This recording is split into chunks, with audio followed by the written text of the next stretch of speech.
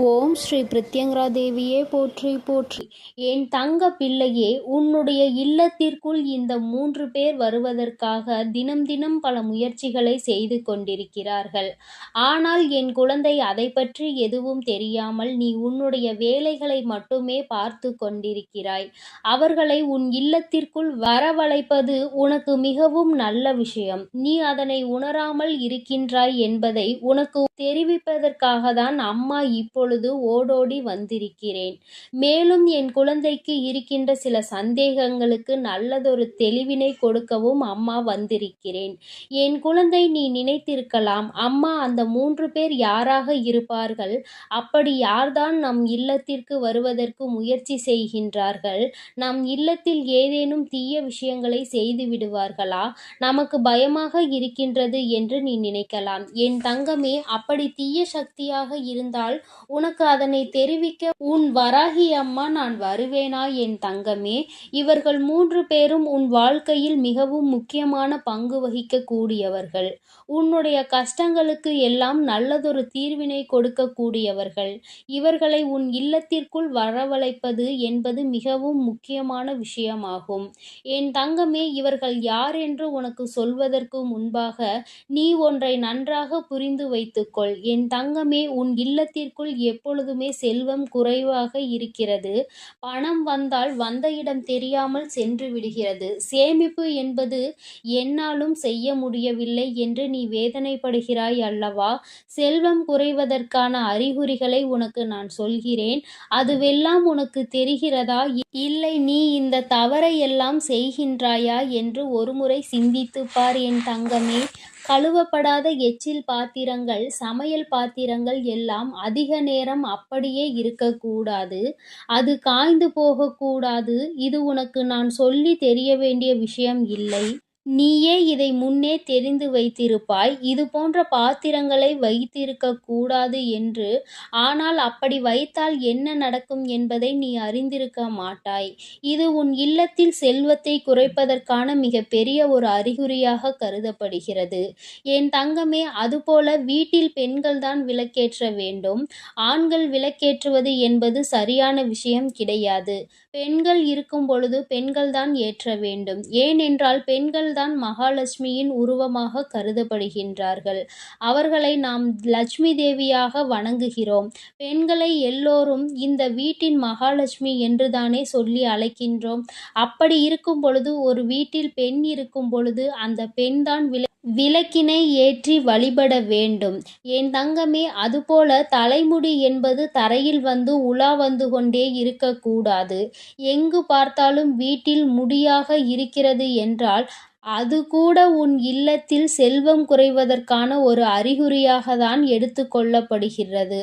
அதுபோல வீட்டினுள் மூலை முடுக்குகளில் எப்பொழுதும் ஒட்டடைகள் இருந்து கொண்டே இருப்பது, அதுபோல இருக்குமானால் நீ அவற்றையெல்லாம் உடனே துடைத்து எறிந்துவிட வேண்டும் என் தங்கமே. அதன் பிறகு சூரியன் மறைவு ஏற்பட்டதற்கு பிறகு வீட்டை பெருக்குவது, துடைப்பது, அதன் பிறகு தூங்குவது, இது எல்லாம் மிக பெரிய தவறு. உன் இல்லத்திற்குள் செல்வம் சேர்வதையே நீ தடை செய்கிறாய். உன் இல்லத்திற்குள் லட்சுமி தேவியானவளை நீ அழைக்காமல் விரட்டி விடுகிறாய். இது போன்ற செயல்கள், இது போன்ற அறிகுறிகள் எல்லாம் உன் இல்லத்தில் தென்படுகிறது என்றால் நீ எதுவும் மிக பெரிய பண கஷ்டத்தை சந்திக்க போகிறாய் என்றுதான் அர்த்தம். அதுபோல பூஜை பாத்திரங்கள் எல்லாம் பச்சை போன்ற வண்ணம் படிந்து விடுவது. என் தங்கமே, எப்பொழுதுமே வீட்டில் ஏதோ ஒரு துர்வாடையோடு இருந்து கொண்டிருப்பது, எங்கே இருந்து அந்த வாடை வருகிறது என்று உன்னால் கண்டுபிடிக்கவே முடியாது. அந்த அளவிற்கு ஏதாவது ஒரு வாடை இருந்து கொண்டே இருக்கும். அதுபோல அழுக்கு துணிகளை வீட்டில் எப்பொழுதுமே சேர்த்து வைப்பது, இவை எல்லாமே ஒரே ஒரு விஷயத்தை மட்டும்தான் உனக்கு புரிய வைக்கின்றது. லட்சுமி தேவியானவள் உன் இல்லத்திற்குள் வந்து தங்கி இருக்க வேண்டுமானால் நீ இது போன்ற செயல்களை எல்லாம் செய்யக்கூடாது. வீட்டினுடைய பெண் மகாலட்சுமியாக சென்று விளக்கினை ஏற்ற வேண்டும். லட்சுமி தேவியாரை அன்போடு அழைக்க வேண்டும். கழுவப்படாத பாத்திரங்களை போட்டு வைத்திருந்தால் அதை பார்க்கும் பொழுது நம் தாயானவளுக்கு அவளை அவமானப்படுத்துவது போல தோன்றும். அதேபோல சூரியன் மறைந்துவிட்ட பிறகு நீ தூங்கிக் கொண்டிருந்தால், விளக்கேற்றும் நேரத்தில் நம் தாயானவள் உன் இல்லத்திற்கு வர நினைக்கின்ற நேரத்தில் இது போன்ற செயல்களை ஒருபோதும் செய்யக்கூடாது. அழுக்கு துணிகளை சேர்த்து வைப்பது நம் தாயானவள் வந்து அமர்வதற்கு தடையாக இருக்கும் என்பதை நீ நினைவில் வைத்துக்கொள். என் தங்கமே, வீட்டில் ஒட்டடை சேரவிடாமல் நீ பார்த்து கொள்ள வேண்டும். செல்வம் பெருக வேண்டும், நல்ல வசதி வாய்ப்புகளை பெற வேண்டும் என்று நினைக்கின்ற நீ எப்பொழுதுமே சோர்வடையாமல் வீட்டை சுத்தமாக வைத்திருக்க பழகு. உன்னுடைய இல்லம் உன்னுடைய உள்ளமும் சுத்தமாக இருக்கும் பொழுது உன் இல்லத்தில் எப்பொழுதுமே செல்வம் என்ற ஒன்றிற்கு குறைவில்லாமல் மாறிவிடும் என் தங்கமே. நீ ஒன்றை நன்றாக புரிந்துகொள். நான் சொன்ன 3 பேரில் ஒருவர்தான் நம் லட்சுமி தேவியார். அவர் உன் இல்லத்திற்குள் வர முயற்சி செய்கிறார்கள். ஆனால் நீ இது போன்ற சிறு சிறு தவறுகளை செய்து அவரை வரவிடாமல் தடுத்து நிறுத்துகிறாய். இன்னும் 2 பேர் யாரென்று சொல்கிறேன். அவரை எந்த நேரத்தில் நீ எப்படி அழைக்க வேண்டும் என்று அம்மா சொல்கிறேன். என் தங்கமே, அதிகாலையில் 4 மணி முதல் 5 மணி வரை உள்ள நேரத்தினை எப்பொழுதுமே பிரம்ம முகூர்த்தம் என்று கூறுவார்கள். அப்பொழுது நீ உன்னுடைய படுக்கையை விட்டு எழுந்திருக்க வேண்டும். முதலில் உனக்கு அப்படி எழுந்திருக்கும் போது சற்று சிரமமாக தான் இருக்கும். அதிகாலையில் எழுந்திருக்க வேண்டுமா என்று நிச்சயமாக உனக்கு கஷ்டமாக தான் இருக்கும். ஆனால் நீ ஒரு முறை அப்படி எழுந்திருக்க பழகிவிட்டால் அது உனக்கு பழக்கமாக மாறிவிடும். நிச்சயமாக அந்த நேரத்தில் நீ தினம் தினம் எழுந்து விடுவாய். அந்த நேரத்தை அம்மா சொல்வதற்கு காரணம் இருக்கின்றது. என் தங்கமே, நீ சீக்கிரமாக எழுந்திருப்பது என்பது உனக்கு நீண்ட ஆயுளை கொடுக்கும், உடலுக்கு நல்ல ஆரோக்கியத்தை கொடுக்கும். அப்பொழுது நீ விழித்திருந்து நீ மனதார உன்னுடைய முன்னோர்களையும் உன்னுடைய தேவர்களையும் வரவழைக்க வேண்டும். ஏனென்றால் அவர்கள் உன் இல்லத்தை நோக்கி இந்த பிரம்ம முகூர்த்த நேரத்தில்தான் வந்து கொண்டிருப்பார்கள். நீ அந்த சமயத்தில் வீட்டின் கதவை எல்லாம் அடைத்து போட்டுவிட்டு தூங்கிக் கொண்டிருந்தால் அவர்கள் எப்படி உன் இல்லத்திற்கு வந்து உனக்கு நல்ல விஷயங்களை எல்லாம் செய்ய முடியும்? எனக்கு நல்லது நடக்கவில்லை, கஷ்டங்கள் மட்டுமே இருக்கிறது என்று அழுது புலம்புகின்ற என் குழந்தை, இது போன்ற சில விஷயங்களில் நீ நிச்சயமாக கவனம் செலுத்த வேண்டும்.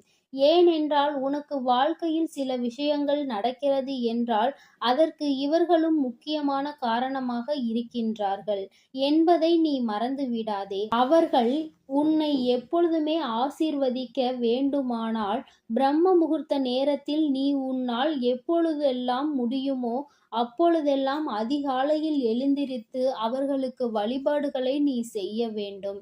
என் தங்கமே, அந்த நேரத்தில் எழுந்திருத்து வழிபாடு செய்வது என்பது அவர்களை நீ கௌரவிப்பதற்கு சமமாக கருதப்படுகிறது.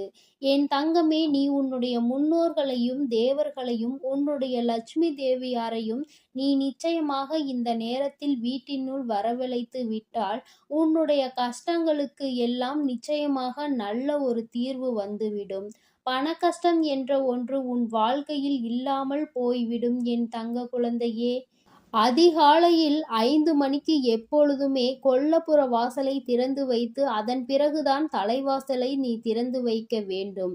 ஏனென்றால் உன் இல்லத்திற்குள் வருகின்ற கடவுள் நிச்சயமாக அங்கே நல்லதொரு வெட்ட வெளிச்சத்தில் காற்றோட்டமாக உன் இல்லத்தை பார்த்த உடனே மங்களகரமாக இருக்கின்ற இடத்திற்கு தான் வர ஆசைப்படுவார்கள்.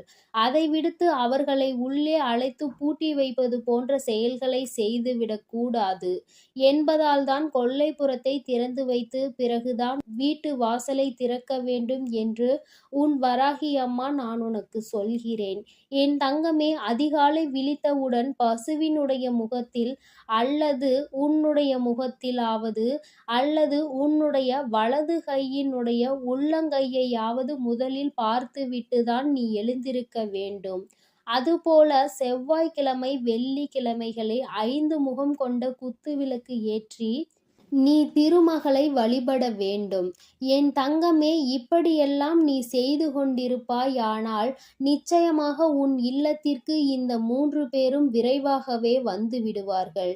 உன்னுடைய முன்னோர்கள் யார் என்பது உனக்கு தெரியும். தேவர்கள் எல்லாம் எப்படி இருப்பார்கள் என்பதை நீ நிச்சயமாக கற்பனையில் தெரிந்து வைத்திருப்பாய். இவர்களுக்கு புகைப்படத்தை உனக்கு தெரிவிக்க வேண்டிய அவசியம் இல்லை என்பதை நான் நன்றாக புரிந்து கொண்டேன். அதனால் என் குழந்தையே, இவர்களை எல்லாம் நீ நன்றாக அறிந்து வைத்திருப்பாய் என்பதால்தான் அம்மா இன்று உனக்கு இவர்களை வரவழைப்பதற்கான வழியினை காண்பித்து தந்திருக்கிறேன். லட்சுமி தேவியையும் உன்னுடைய முன்னோர்களையும் தேவர்களையும் விட்டுவிடாதே. அதிகாலையில் எழுந்திருப்பதற்கு ஒருபோதும் சிரமப்படாதே. சில காலம் செய்து பார். நிச்சயமாக உன்னுடைய வாழ்க்கையில் நல்ல நல்ல முன்னேற்றங்கள் ஏற்பட்டு நல்ல நிலையை நீ அடைந்து விடுவாய் என் செல்லமே. என் தங்க பிள்ளையே, நீ எதற்காகவும் கலங்காதே, எதை நினைத்தும் வருந்தாதே. இந்த வராகி அம்மா எப்பொழுதும் உன்னோடு இருந்து உனக்கான ஆசீர்வாதங்களை வழங்கிக் கொண்டே இருப்பேன். என் செல்ல பிள்ளையே, நீ நல்லதையே நினை. உன் வாழ்வில் எப்பொழுதும் உனக்கு நல்லது மட்டுமே நடக்கும். ஓம் ஸ்ரீ பிரத்யங்கரா தேவியே போற்றி போற்றி. ஓம் ஸ்ரீ பிரத்யங்கரா தேவியே போற்றி போற்றி.